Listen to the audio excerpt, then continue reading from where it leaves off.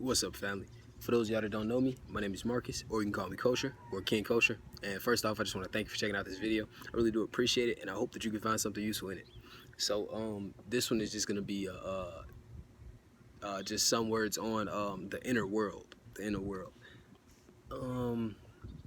Yeah, man. So I guess we could just jump right into it, cause like the inner world itself it's another one of those concepts where if you don't like if you aren't already aware of some like previous other things, it might be harder to make it make sense. But um the inner world is a lot like the outer world, and at the same time it's completely opposite from the outer world. That's polarity. It's the same but different. Like it's they on opposite extremes of the same pole, the same, not the same pole but the same thing, you know what I'm saying? So in those two different extremes, you see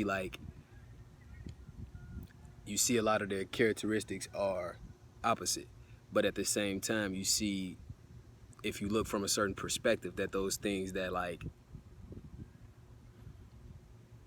not even just those things that seem opposites, but if you look from a certain perspective, you can see a lot of correspondence, or a lot of things that are the same on both levels, and therefore make a connection, you know what I'm saying? So man, like I say, with the inner world, it's pretty much exactly like the outer world, except it's not.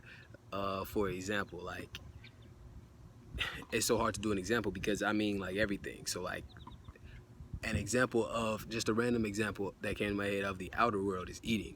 So in the inner world, you eat, you consume, and then the way you can kind of see a correspondence in the two is, or the way you can know about one and then learn about the other is like, all right, so let's look at something like eating in the outer world, right? What do? You extend some energy to acquire this thing, this item, this substance that's suitable to or acceptable to what the process of eating is, right? So you don't just go and get a rock, you get something that meets the qualities of eatable, right? So you extend your energy to get something that meets these requirements, and then you extend more energy to consume it. But when you consume it, what do? You take it, bite it, put it in your body, and it sits in your body. So like if you look at your body as a whole total vessel, everything inside and outside of it is one vessel, and once you consume that thing and take it into the vessel and leave it there, now you just mix those things. So the properties of the vessel and the properties of this thing you just took in coalesce, mix, combine, right, on some level. And I guess in a way the intensity of that would depend on the amount or the intensity of the consumption. So I mean, we could probably even go further and deeper. The depth of your vision, in terms of the depth of your gaze, we could probably go further and deeper on that as far as the outer world. But like then we can look at the inner world and we see it's the same thing. Like, and in the end, this is why it's the same, but it's different too. Because in the inner world, the thing that meets those requirements for consumption is different. And I mean, I guess you could look at it as only eating. But I was saying that in the sense of, because in the inner world and in the outer world, but it's more sensitive in the inner world. In the inner world, you consume everything. You consume every experience. It's the same thing with the outer world. It's just in the inner world, it's more, the consumption is more fluid. Things mix with you, or more, the consumption is more, maybe, I don't even want to say obvious, but it's more, it's deeper maybe. I don't know. Maybe you know what I mean, maybe not. But like, in the inner world, when you consume food, like that's when you're really getting into the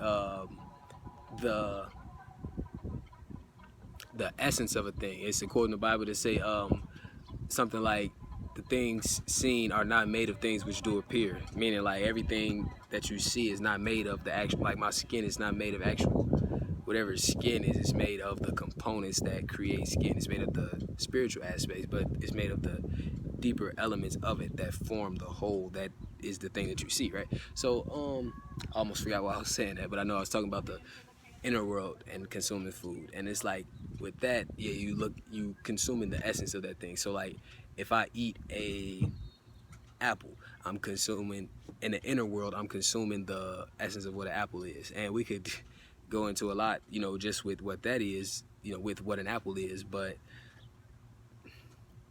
it I could just say it's just energy, but like it's different variations of energy. It's a very specific variation of energy in an apple, and it's a very specific but different variation of energy in an orange. So then when you like consume that apple in the inner world, then you're coalescing with the characteristics of that apple.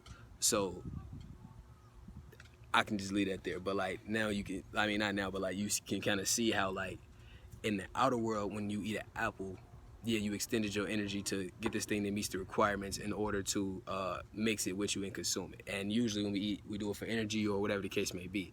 But then it's like on that, at the same time you do that, the same thing is happening on the inner world, but it's different because like on the inner world, you extended your energy and you grabbed this thing that met the requirements. But it's like you consuming the spiritual, because it's inner world. Now you consuming the inner world of the apple. So some of the inner things of apple is like hard. You know what I'm saying? Like these the type of things I'm talking about. Like everything that you can see in that makes up an apple. So like softer exterior. I mean harder whole, but in pieces it gets softer. This kind of thing. Like what else? Like if you, what's another quality of another quality of the energy of an apple? If you look real close at it, it's just fibers, it's just pieces, but those pieces form a solid thing. So it's like, I don't know, man, it's kind of hard to just do it on the fly like this, but again, the depth of your vision is determined by the depth of your gaze. So like if you look deeper into the spirit or the inner world of an apple, that's the thing that you consume in your inner world when you consume the apple. And that's just with food. And it's the same thing with music. Okay, yeah, on the outer world you hear this song and it's rhyming, and yeah, it might be talking about violence. Okay, whatever.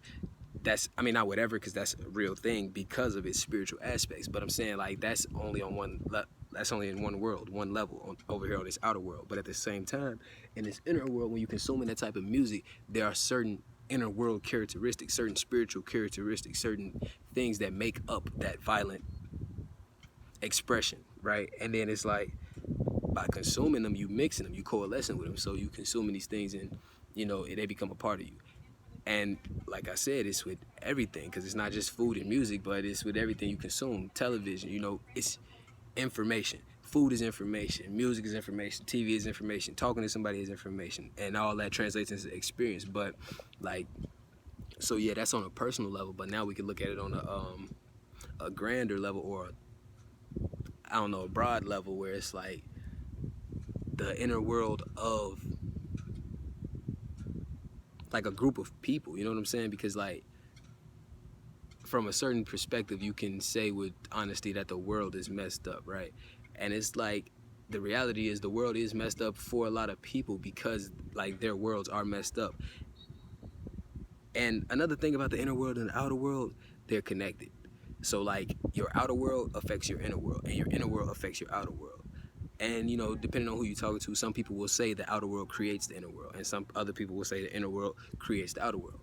I say that's polarity. They connected, so it don't, they both create each other and are created by each other. That's another thing. Like with these type of concepts, is like you kind of gotta. That's what they say about open-minded. Like that's, yeah, open-minded means what you know it to mean, but like another part of what open-minded could mean is like I can think this thing openly, so I can think this fully and be locked on to it without having to grasp it and hold it. You know what I'm saying? I can be aware of it without needing to hold it. And by not having to hold it, then my hand is still open to grab another thing. And if I have to grab it and hold on to it, I can, and still at the same time be aware of this other thing, because I never had to physically hold it. I still got my hand to use. You know what I'm saying? So open-minded. In that, I guess, example, my hand would be a representation of a part of my mind, maybe. I don't know, but I guess maybe I think that makes sense. So yeah, like as far as a group of people, like there's a group of people who their world is messed up, and it's very realistic, and it's like if they could or would choose to, or even not even would choose to, because they would if they knew how, but it's like I don't know what it is, but if you're one of those people and you come across this, please take this as a sword, because I use it as a sword, and I'm offering it to you, and with the hopes that you save a village with it instead of cut your head off. Because I always say, you can take a sword and you can save a village with it, or you can cut your head off. You can defend yourself or you can hurt yourself with a sword. So my intent is to my intent in talking about this whole internal world and the impact it has on the outer world and all that stuff, is it's just my intent in saying all this to hope that you can find a sword in it to help you with that, because being aware of that internal world can help you affect your external world if you're in a situation or collection of circumstances where you would say my external world is not what I would prefer. Man, now sometimes I feel like I'm always talking about the same thing in different ways, because now I'm about to tell you can change your internal world in order to change your external world, and that's the same thing as you can change your perspective to change your reality. That's the same thing as you can change your experience to change yourself, to change your life. Like, it's all the same thing, and I guess maybe it's all the same sword in a different shape, and that's useful. Using a different sword. It's a reason why swords are shaped differently. That's what I'll say, so I don't get off on a tangent. But being aware of this internal world and how there is connected with the external world. If you don't like your external world, okay, then you can start looking at the internal pieces of that external world, and then you'll be more aware of what's happening in your internal world. And since it's your internal world, you can affect what goes on within it. Not totally, but partially. And the thing that gives you access totally is a connection to the source, is a connection to what I and a lot of people call God, and I say it like that because it's so messed up, man. It almost hurts my heart how even just the word God has been so corrupted to where some people want what God actually is, but when they hear the word God, because it's over, I'll say over history, his story, over history, the word itself has been attached to so many things, you know what I'm saying? So I say it the way I say it for a certain reason, but with that internal world, once you connect and build a relationship or a connection or establish a line of communication, a line of I mean, communication is probably the best word, but I really feel like it's another word I'm looking for. But whatever. All right, so if you establish that connection there, then for one, you already empowered by that source. But then when you establish that connection, you'll be more empowered because the source is reaching to you, right? Already. That's why you're alive. That's the breath. That's from the source, right? So the source is reaching to you. But then if you turn and reach to I can't show you with both arms, but okay, so I can't even. The source is reaching to you this way, right? And it's got you. And then if you reach this way to the source, then it's a thicker, tighter connection, so more can flow through that connection, and it's always been available to us, but all right. Yeah, man, so once you connect to it, then more information, more power flows through it, and information in the sense of ideas, because I heard somebody say God doesn't give you things, he gives you thoughts, and that's true too. That's definitely true on a level, and I would even say he does give you things too, because those thoughts translate into things, but that's part of it. Sometimes you gotta parlay those thoughts into things. But anyway, once you have that connection, then in that internal world, especially, because that's where it's most potent, because that's where it starts at, because that's where the connection happens at. You don't reach physically and touch God, you reach internally and touch God. You seek within and find him within, and then you notice, oh man, he was everywhere. You know what I'm saying? So once you establish that connection internally, then more power flows internally, then you affect more stuff internally, and then because you chose to be more aware of more stuff, you chose to be more aware of the internal world in things. Now you put those two together, you put your awareness together with your new power, and then you have more ability and authority. You put your awareness together with your new power, and you have more power to do more. And I can say so much more about it, man, but yeah, yep, man.